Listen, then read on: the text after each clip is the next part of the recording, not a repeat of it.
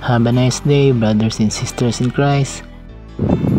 Ngayon po ay matutunghayan po natin ang Encounter God Retreat Batch 48 dito sa aming church.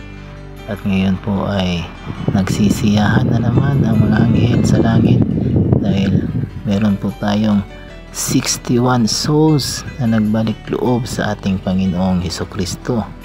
At ngayon po, tunghayan nyo po hanggang sa matapos po. At ngayon, ito po ay papunta po kami sa water baptism nila. Tunghayan po natin ang kaganapan hanggang sa dulo. Tapusin niyo po ang video at maraming salamat po. Pag sinabing water baptism po ay willing kang isurrender lahat para sa Diyos, lahat ng iyong kasalanan. Talagang gagawa ka ng repentance, totoong repentance po talaga, at naintindihan mo po talaga ang will ng Panginoon. Yun po ang water baptism. Sinabi ko na ito sa dating video natin. Yun po, tunghayan po natin hanggang matapos po.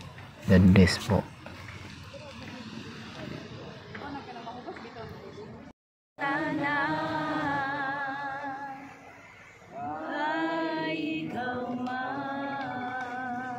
Lord, salamat tayo kay Mukhang at kamaayo ang nasabtan, ang kamaturan, at ang kamaturan, hanggang ka na mo tinuod ng kagawasan. Kaya kami tinuod rin adapit publicly kung magkasusto na mo Ginoo nga ipa-identify nga kami Ginoo imo ng mga tinuod mga katawhan.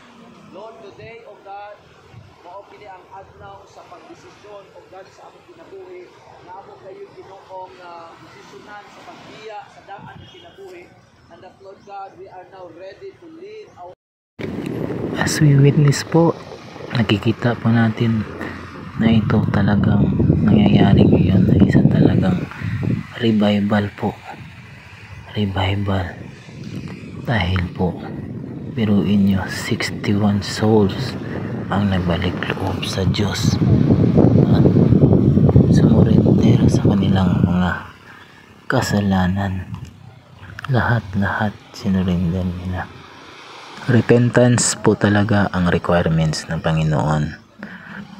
Bago ka sumurrender sa Kanya, kailangan ilabas mo lahat, magrepent ka. Talagang swallow all your pride talaga ang gawin mo. Yun po talaga, na-experience ko po talaga yan. Ganon din ang ginawa ko. I swallow all my pride. Lahat para sa Diyos. Biblical po yun. Yun po ang requirements. Kagaya ng sinabi ng Diyos sa Matthew 18 verse 2 hanggang verse 5.